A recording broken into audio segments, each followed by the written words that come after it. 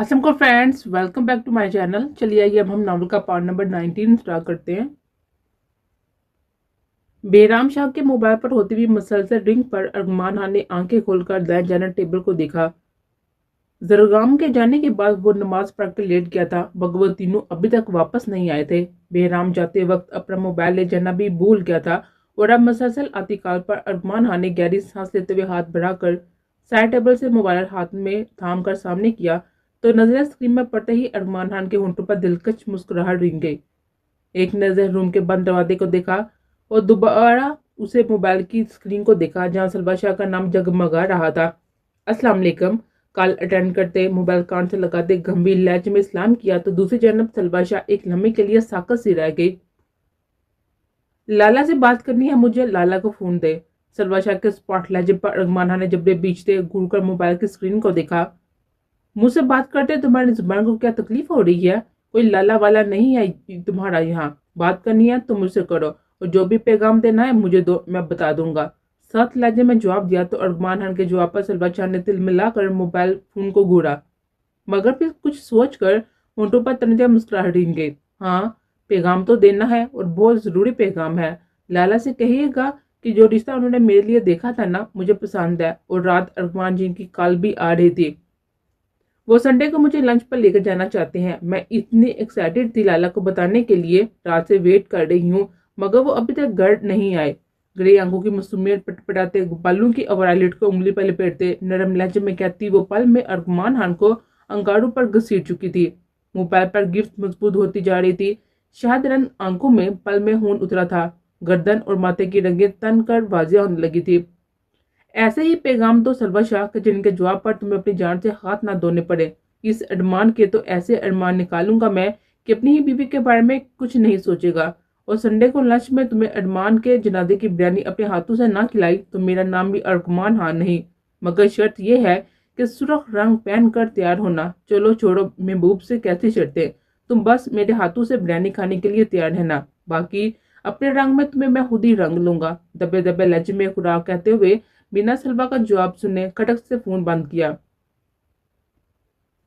वो जानता था कि गलती उसकी है, नाराज होना सलवा का हक है, मगर वो इस तरह बदला लेगी इस बात का अंदाजा नहीं था अरमान खान को।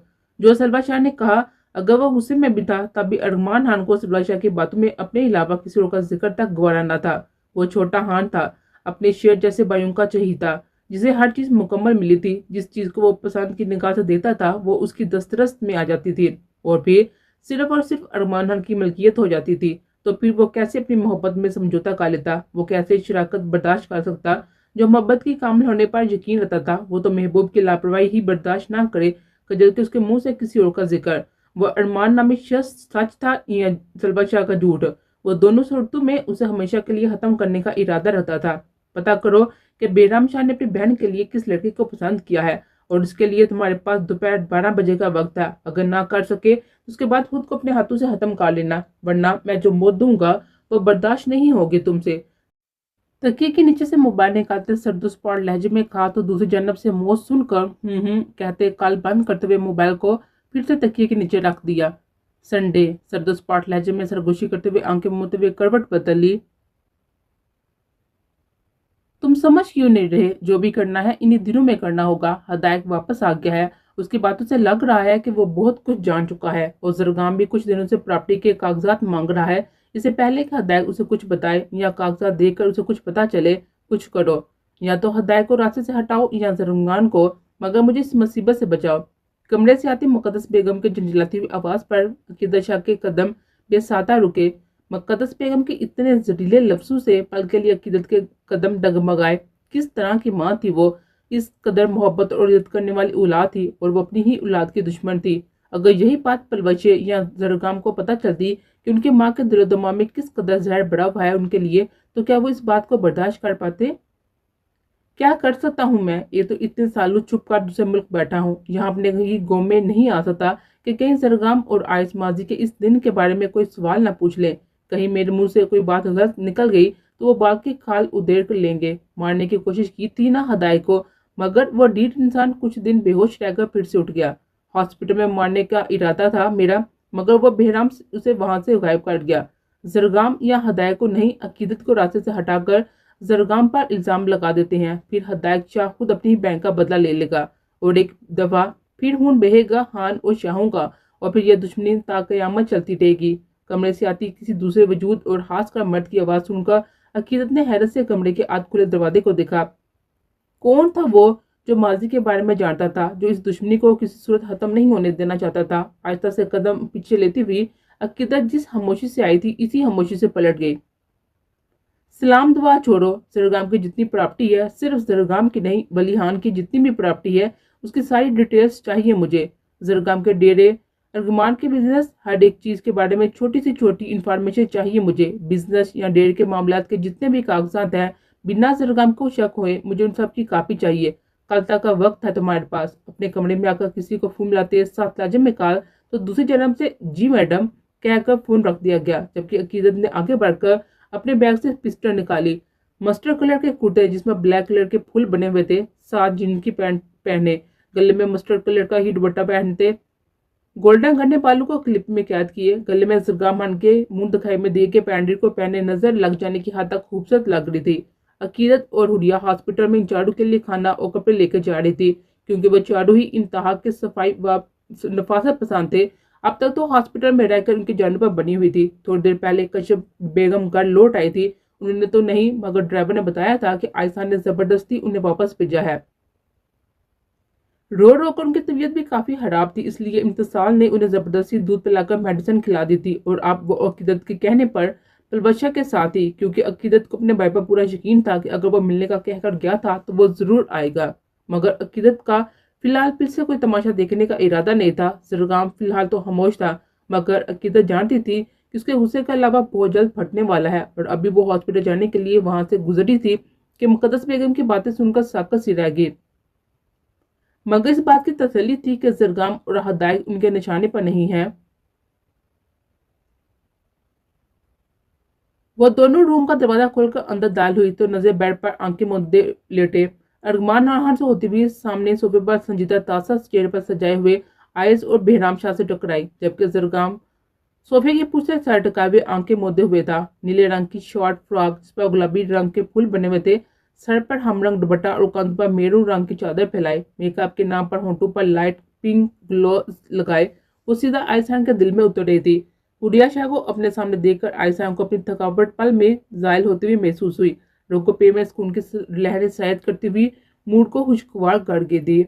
अस्सलाम वालेकुम लाला, कैसी तबीयत है अब अरगमान की? नजर जरगाम खान की वजह थकन ज्यादा चेहरे पर टकाए बेहराम शाह से सवाल किया तो बेहराम शाह ने एक नजर बेड पर सोए हुए अरगमान खान को देखा। अल्हम्दुलिल्लाह बिल्कुल ठीक है, परेशानी की कोई बात नहीं है। ये तो छोटे खान का रात तक हॉस्पिटल में रहने का इरादा है, वरना डॉक्टर ने तो कहा है कि घर जा सकते हैं। सोफे से उठते हुए नरम लहजे में जवाब दिया, आप तो कपड़े चेंज भी कर चुके हैं, वरना मैं घर से लाई थी आपके लिए भी ड्रेस और खाने को भी। बेराम शाह को सुरमई रंग के कुर्ते सलवार में देते हुए कहा तो बेराम शाह ने मुस्कुराकर सर असबाब में हिलाया। हाँ, ड्राइवर को भेजा था तो सलमा ने भेज दिए थे कपड़े। मैं घर जा रहा हूँ, घर जाकर ही नाश्ता करूंगा, क्योंकि आज स्कूल भी जाना है और दाई के हॉस्पिटल का भी कुछ काम रहता है, वो भी देखना है। मोबाइल पर मैसेज टाइप करते संजीदा लहजे में कहा तो अकीदत ने समझने के अंदाज में सर असबाब में हिलाया। मुझे आपसे जरूरी बात करनी है, शाम में आपसे मिलने आऊंगी मैं, सर गोशीनुमा आवाज में कहा तो बेराम शाह ने चौंक कर अकीदत के चेहरे को देखा और फिर समझने के अंदाज में सर हिलाते हुए पलट कर आयसान से हाथ मिलाते हुए हुडे के सर पर प्यार देते हुए वहां से निकलता चला गया। जबकि इस सब के दौरान आयसान की मोहब्बत छलकाती नजरों से के हसार में खुद को महसूस करती हुई हुडिया को अपनी टांगों से जान निकलते हुए महसूस हो रही थी। जरगाम खान को बेहिसो हरकत आंखें मूंदे देखकर अकीदत ने बुरी तरह से अपने लब कुचले और मुस्कुराकर एक नजर आयसान को देखा। तुम क्या लाई हो मेरे लिए? नजरे हुडिया के खूबसूरत चेहरे पर टकाए गंभीर लहजे में सवाल किया तो हुडिया ने गड़बड़ा कर अकीदत को देखा, जिस पर अकीदत ने मुस्कुरा छुपाते हुए नजरें कमरे के अतराफ में दुहराई। वो मैं ये आपका सूट और सैंडविच और कॉफी लाई हूँ। एक नजर अकीदत और जरगाम खान को देखते मदम लहजे में कहा तो आयसान ने समझने के अंदाज में सर हिलाया। चलो फिर चलकर खाते हैं, साथ वाले रूम मेरे दोस्त का ही है, वहां चलते हैं। अपनी जगह से उठते हुए हुडिया का हाथ अपनी सर गिफ्ट में लेते झुक कर कहा तो हुडिया ने सटपटाकर अकीदत को देखा। अभी वो कोई जवाब देती कि आयसान हुडिया का हाथ थामे दरवाजे की जानिब बढ़ा और वहां से निकलता चला गया। जरगाम जरगाम खान के बाएं जाने बैठते जरगाम खान के माथे पर बिखरे बालों को अपने हाथ से पीछे करते हुए मोहब्बत भरे लहजे में सरगोशी की तो जरगाम खान ने अपनी ऊंच लगती आंखों को वाह करके अकीदत शाह को देखा। तबीयत ठीक है ना? जरगाम खान के गाल पर अपना हाथ रखते फिर सरगोशी नमा आवाज में सवाल किया तो जरगाम खान ने सर इस्बाब में हिलाते अपने गाल पर रखे अकीदत के हाथ को थामते हुए अपने होंठों से छुआ। छोटा खान ठीक है तो घर चलते हैं, यहाँ रुकने की क्या जरूरत है? अरमान खान को गहरी नींद में करबट के बल लेटे सोते देखकर कहा तो जरगाम खान ने गहरी सांस भरते हुए अकीदत का हाथ छोड़ते हुए बिना अकीदत को समझने का मौका दिए अपना बायां बाजू अकीदत की कमर के गिर्द लपेटते उसे खुद में बीचा। सुकून भी देखो रब ने मेरा कहाँ लिखा है, दुश्मन की बेटी के साथ उसकी कुर्बत में जरगाम खान के बेचैन दिल का करार और बेसुकूनी का सुकून लिख कर दिया है। तुम्हारे बिना चैन नहीं आता मुझे, मेरी आंखों की ठंडक और रूह का सुकून बन चुकी हो तुम अकीदत। तुम्हें नहीं खो सकता मैं, और तुम्हारे सिवा किसी और का नहीं हो सकता, खुद का भी नहीं। चेहरा अकीदत की गर्दन में छुपाते अपना भीगा शिद्दत भरा लम्स छोड़ते शिद्दत पर लहजे में सरगोशी की तो जरगाम खान के शिद्दत पर लम्स और अरमान खान के कमरे में मौजूदगी पर अकीदत को अपनी जान निकलते हुए महसूस हुई। चेहरा हया की लाली से तप उठा था। बामुश्किल जरगाम खान का हसार तोड़ते झटके से खड़े होते हुए 2 कदम के फासले को खड़ी हुई। जरगाम खान की कुर्बत पर अपनी बेतरतीब होती सांसों को बामुश्किल संभालते गुड़कर जरगाम खान की हमार आलू नजरों में देखा। कपड़े चेंज कर लो, इसमें ब्लैक कुर्ता शलवार तुम्हारे लिए और सफेद अरगमान के लिए है, और फिर ये खाना भी है। मैं अरगमान खान को उठाती हूँ कि वो भी कुछ खा ले। टेबल पर रखे छोटे से स्काई ब्लू बैग को जरगाम खान की जाने बढ़ाते हुए कहा तो जरगाम खान ने घूरकर अकीदत को देखा और खामोशी से ब्लैक कलर का कुर्ता शलवार निकालता हुआ उठकर वॉशरूम में बंद हो गया। जबकि अकीदत ने मुस्कुराकर सर झटकता हुआ कदम अरगमान खान की जानब बढ़ाए। छोटे खान, अरमान खान को कांधे से हिलाते हुए उठाने की कोशिश की मगर अरमान खान को गहरी नींद में सोता देखकर अकीदत ने गहरी सांस भरी। वो शायद दवाइयों के जेरे असर था, वरना जहां तक वो जानती थी वो भाई गहरी नींद तो नहीं सोते थे। अकीदत टॉवल नहीं लाई क्या? वॉशरूम से जरगाम खान की झिललाती आवाज सुनकर अकीदत ने घूरकर वॉशरूम के बंद दरवाजे को देखा और बैग से मिनी टॉवल निकालकर दरवाजे की जानब बढ़ी। आंखें सलामत है ना? जब कपड़े निकाल रहे थे तब नजर नहीं आया था? दरवाजे के करीब खड़े होते हुए दांत पीसते हुए दबे दबे लहजे में चिल्लाकर कहा तो जरगाम खान ने झटके से दरवाजा खोलते हुए बिना अकीदत को समझने का मौका दिए कलाई से थामकर वॉशरूम में खींच लिया। जबकि इस अचानक अवतार पर अकीदत की चीख बिसाता थी जिसका गला जरगाम खान ने अकीदत के होंठों पर अपने होंठ रखते हुए गोंद दिया था। दरवाजे से अकीदत की पुष्ट को लगाए अपने दोनों हाथ अकीदत की कमर के गिर्द साथी से लपेटे शिदत पर लम्स अकीदत के होंठों पर छूटे वो पल में उसे बेबस कर चुका था। अपने होंठों पर जरगाम खान के होंठों का दहकता और शिदत पर लम्स महसूस करके अकीदत को अपने रगोपे में सर्द लहरें सरायत करते हुए महसूस हुई। रीढ़ की हड्डी में सुनसनाहट महसूस हुई तो अकीदत ने बेसाता जरगाम खान के सीने पर दोनों हाथ रखते कुत्ते को अपनी मुट्ठियों में दबोचा। कतरा कतरा अकीदत की सांसों में अपनी दहती सांसें शामिल करते हुए जरगाम खान ने अपना एक बाजू अकीदत की गर्दन के गिर्द लपेटते खुद में बींच लिया। अकीदत की बेतरतीब होती धड़कनों का रक्स सीने पर महसूस करते और बिखरती सांसों का ख्याल करते नरमी से अपने लब अकीदत की होंठों से जुदा किए। अभी वो सांस भी ना ले पाई थी कि अपनी शिद्दतों से शुरू होते हुए अकीदत के होंठों को देखते जरगाम खान ने बेखुद होता हुआ अकीदत के भीगे नम निचले होंठ को अपने दांतों में दबा लिया। होंठों की नमी को अपने अंगूठे के पोड़ों से साफ करते हुए गहरा सांस लेती अकीदत को खुद में बीच गया।